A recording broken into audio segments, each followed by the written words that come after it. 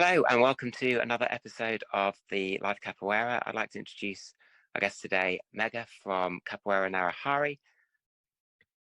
Hello. Thank you. Oh, Thank you so much for having me. Yeah. my pleasure. Your Capoeira group, Capoeira Narahari, I believe you started with them in 2008. What got you going in the beginning of your Capoeira journey? Yeah. This is a fun story for me personally. I don't know how many people have had similar experiences, but I saw capoeira for the first time when I was an undergraduate at the University of Illinois, and I was taking an ethnomusicology course, and the Illinois group, believe they're a Cordão de Ouro group. I wonder what they're doing now. It's been so many years, but I saw them perform and I was just like struck immediately. I fell in love, and then I never went to class. Like I never went to try it out. So I graduated a couple years later, and it was like this biggest regret in my mind for not trying it. I traveled a bit. I spent time in Europe, and then I ended up moving to California from Illinois, and I happened to be on the campus of Stanford working in a lab, and I like reached out to the group there, and I didn't hear back, and I was like, man, there's a group here. It's somewhere. I don't know where they are. One day, I had a flat. No, I was biking. I was biking my like to campus. It was like a random weekend, and then across the street in the opposite direction, I see someone dressed in the whites and carrying birimbau. And I was like, no way. I just like crossed the street. I jumped my bike over the gutter and like went over and I was like, hey, I need to know where you all are. Like, I've been trying to find you. And so from that point on, I just started training and I got involved with the group. I later found out who it was that I didn't answer my email, but it was great. It was like right on campus, and I got just completely immersed immediately with just the most wonderful group ever I could have been, you know, ever blessed to have. And I believe it's taken you to many places internationally as well, getting involved with the group. Did that happen right off the cuff, or did you find yourself being involved more locally first, or did you just jump straight into everything that Capoeira had to offer? I'm kind of an all or nothing type of person. Within the next year, I actually found myself in Rio because I decided to go, and I got connected to people who are in Mestre Bay Solo's group that he had formed in Rio, Capoeira Besouro. And so I spent time, meeting people in that Capoeira family. And that's when, yeah, like I think it all happened all at once, but the outside of Brazil trips happened later. I don't know, you've probably alluding to some of the travels in my Instagram or something. Maybe that's the only place I've like put stuff about my travels. But Talked about a number of different countries that you traveled to, just being involved with the group for demos and so on. What are those experiences brought to your capoeira game? that's a great question. What have those experiences brought to my capoeira game? Um, it honed my own sense of, I don't want to say I call it style, but there's so much beautiful diversity, and as you might know, it's like every group has their own kind of dialect. And if we think about capoeira being like a language with many dialects across different groups, my group has a dialect, and it comes from the way my teacher moves and how he teaches. And I think it became first at first, as a younger capoeirista, to go out and see everything. There's like a hunger, like, oh, I want to know how to do that and this and that, right? Like we go through this learning experience and fascination. And then, of course, as you get older and your body changes and some things, keep you from doing certain things or whatever, I think there's this fascinating process, this change and approach that happens where you get really, confident in the things that are uniquely yours and your moves, right? Like they're everyone's moves, but they're ones that you yourself kind of go, oh, I love this. This is me. This feels good when I do it. And so there are simple movements, but like I think the going around and playing my game wherever I go, I think the more I played, the more I felt like me. And the less I wanted to like start to take or borrow, techniques and stuff from elsewhere. Cause it just, I think it absorbs in a way. I don't know if that is, happened with you, but yeah, that's kind of, I think in my reflection, what has happened from all the exposure.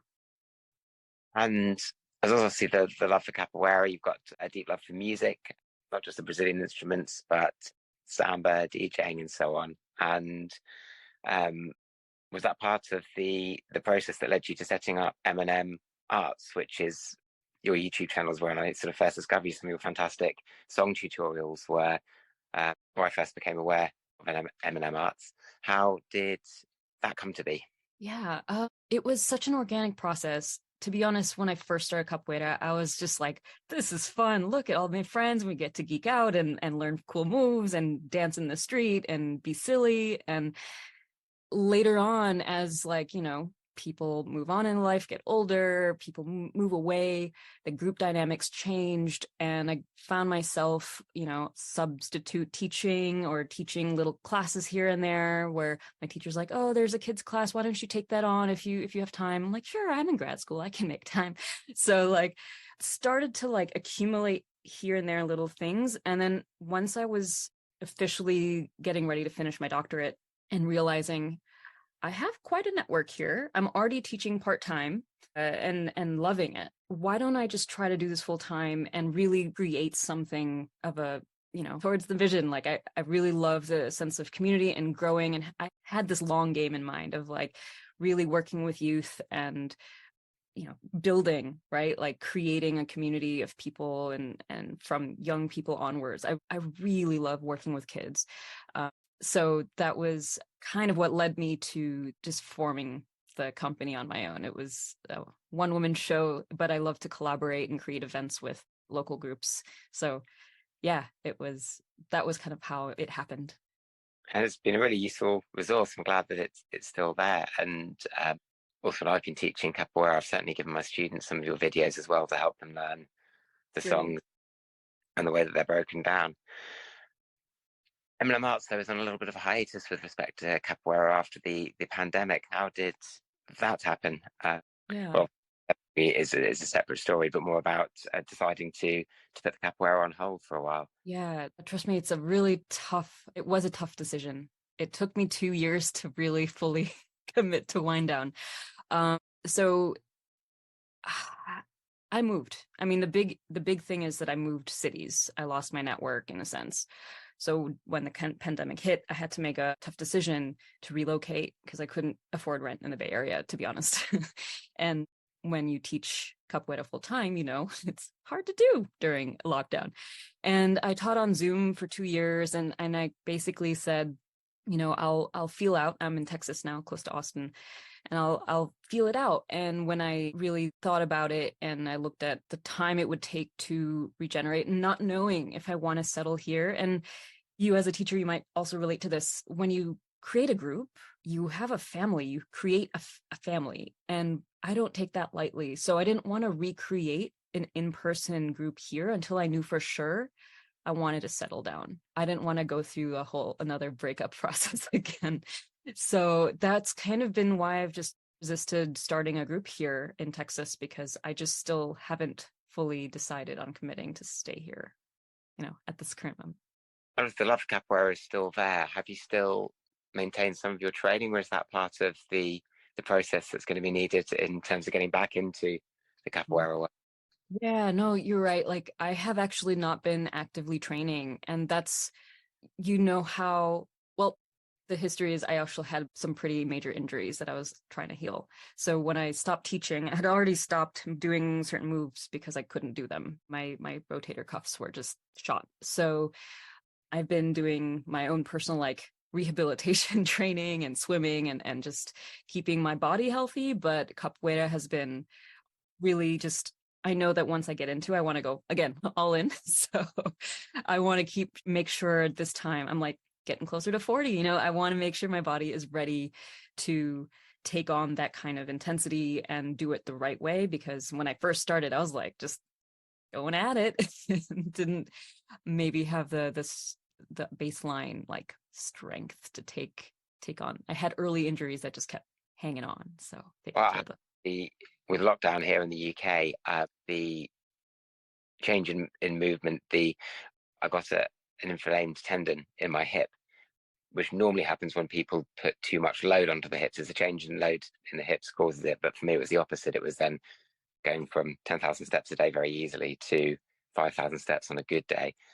And with also the lockdown, the access to physiotherapy was difficult. So I myself also had quite a lot of time out of the physical training, at least, but me sort of focusing on the musicality and so on. And it is tough getting back. I'm on the other side of 14 now as well. And so I'm being very careful with my return to training to make sure that I don't overdo it. And again, keep my body healthy and things. But it's, it's just life, isn't it? Is and like I think again with age comes a little bit of wisdom and experience, right? So all right, if I'm going to do this, I need to do it right. And you know it's I think with that mindset, I think we can do this for a long, long time. But I think it's really about that commitment to, okay, here's what my body needs, no matter how awesome I think I can be. Like I cannot push through that, that wear and tear. Gotta heal it up. Well, that's my approach. Is I've got an app, I don't know if it's Capoeira Daily, and the reason for that is just got these beginner trainer exercises, and the reason for doing those is to religiously stick to that, because my mind is probably going to think I'm still in my 20s, which I definitely am not, and I don't want to sort of overextend or damage anything. And I've run marathons in the past and I couldn't do running, so there's a program called Couch to 5K. So my intention then again is getting back into running, try that again, and just very gradually build it up. And even if I'm a shadow of my former self, as long as I can jump back into a hodder and do some of the basics, I'll be happy. Yeah, man, good luck with that. That's awesome that you're, again, keep on keeping on, because that's all it really takes is that consistency. So I'm glad you said I that. believe you have got some plans to return, and you're going to involve your doctorate with that as well, planning to sort of synthesize some of these ideas of biology and musicality and capoeira. Would you like to talk about those ideas? Sure. So a little bit of context here is that if you don't know already, my background is in biology, and I spent a few years studying neuroscience, and I tried to even like create this multidisciplinary research on like movement and capoeira. And that's actually what led me to Korea to do a little presentation at a conference. And uh, now currently I'm involved in learning and development. So I do corporate training, and I help, leaders teach their teams and themselves, the life skills, a lot of the interpersonal skills that are important to managing teams and organizations. And so that is actually an amazing way to blend both my love for teaching and sharing knowledge, but also research, right? Like there's applied psychology and neuroscience that I'm kind of back in with now. I'm looking forward into, like, I do know I'm going to have a future capoeira life. And one of the pieces of that vision is really focusing on the leadership aspect. And that was really, again, when I mentioned that long game I had in mind with working with youth, there's so much that we know we pick up through the act of capoeira itself. I'll just use one example. And it was funny because I was talking to one of my clients yesterday around the experience as a woman in a very like male dominated workplace, just not being able to speak up in a room, especially when you're the only woman in the room and it's a bunch of higher ranking and maybe even just older, more experienced men in the room. There's this, cultural, there's many things happening, right? But it's ultimately leads to a woman feeling like they can't speak up. And if they do, they're talked over. And this is a tough experience and universally across the world, right? And by coincidence, this person is actually Brazilian. And I was like, this reminds me of when you want to comprar o jogo, right? Like it's this idea of, okay, you're in this space. What do you do? And you're going to miss the game. You're going to miss that chance to buy the game if you, just sit back, even though it's intimidating. Especially, this is like the learning curve that we all pass through as we get, experience playing in a roda or going to places we are unfamiliar with and playing capoeira, right? So these skills of buying the game capoeira start to come into our professional and outside of capoeira life, right? There's so many little things that we do in the capoeira context that can have application and really strong like advantages, when we go into the world, not just the physical part, right? Like there's the community part, there's the interpersonal awareness, respect, how to manage your emotions when you get kicked or whatever. How do you respond? Like, how do you not just escape? What if you didn't escape? Now what? Like, I've seen people respond or react so violently just because they got poked, right?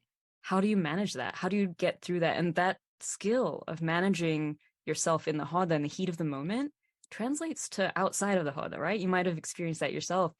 And so all of these little pieces are things that I want to make explicit when I'm teaching capoeira again, right? Say, this is not just capoeira. This is lifestyle. Here's why, right? You might not know it right now, but you're going to go out into the world. You're going to go to your school, your classmates, or your colleagues, and you might experience a whole range of things. And so I have this really great grand vision, maybe too big, but it's really about combining the leadership aspects and the interpersonal aspects of just managing yourself as a human being amongst other human beings within a capoeira world in that bubble, and then taking it out into our everyday lives. That sounds really great. And for especially, well, for everyone, but especially the men listening, there's a really good book I can recommend called Invisible Women by Caroline Criado Perez, which is a really good eye opener about the experiences of women in the world, which is obviously very different to put, as a man, putting myself into women's shoes is not easy from the different experiences that we get and the patriarchal cultures that we have. So just a book recommendation for the men out there if they want to sort of think about that and bring those ideas into the capoeira world, because it is quite male dominated. And I don't know if you're aware of the Only the Strong podcast, but they've often touched on some of those aspects in some of their episodes as well. Mm-hmm. So Yeah.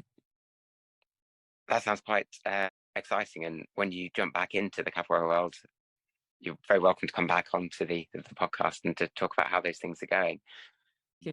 That you've also got a video that you've been sort of drafting out and hasn't quite made it on helping people how to learn and study capoeira on their own as an individual. Yeah. How will that video come along with all the sort of experiences? I imagine that seems to be possibly a work in progress with the synthesis of those ideas you've just been discussing. Yeah, actually, so it's kind of, maybe it's a good thing that I haven't released it, because I think I have a lot more context and insight now to add to that video since, doing my whole professional career change and all that. But yeah, I will definitely post it at some point, sometime in the next, let's give it a year. I don't want to commit to anything too big, but it shouldn't be a big video. The idea here is that, especially now post-pandemic, and even during the pandemic is when I had this idea, is really applying, what do we know? Let me start over. It was to help people learn things on their own. It's not a skill everyone has, right? But it can be learned. How to learn. It's very meta. But when it comes to capoeira, because there's so many elements that are unfamiliar, and there's so many pieces of it, right? Like, there is the musicality, there's also the physical part, there's also the things underlying the physical part, which is like understanding how your body works and nutrition and physiology, right? So there's all these components. And then there's the movements. So how do you learn a new physical movement? So this is practicing, like, how should we practice? All those little concepts may or may not be intuitive to people. So I wanted to create like a mini guide to help people figure that out, because once you have it, you can just take it and run. But a lot of people get stuck in different phases where they can't like get over certain learning barriers or hurdles until someone says, hey, try it this way, or you might just give it like 50 more tries and you'll get it.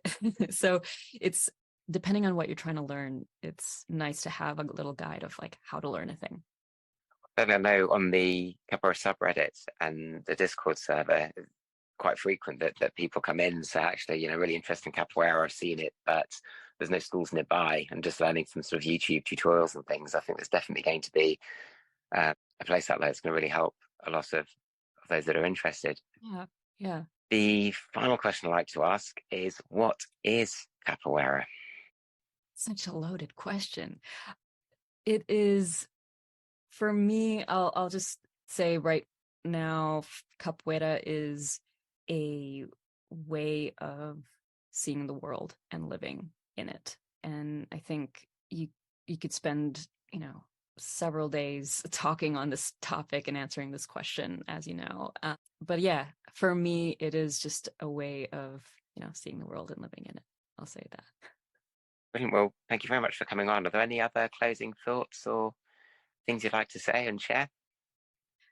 I do want to just thank you for your time, and also anyone who's seen my videos. That was just a, pandemic hobby that I created and wanted to help my own students with breaking down songs that are tough in a non-native language, and really glad it's been helpful for people. So thank you for, bringing me on and sharing your time.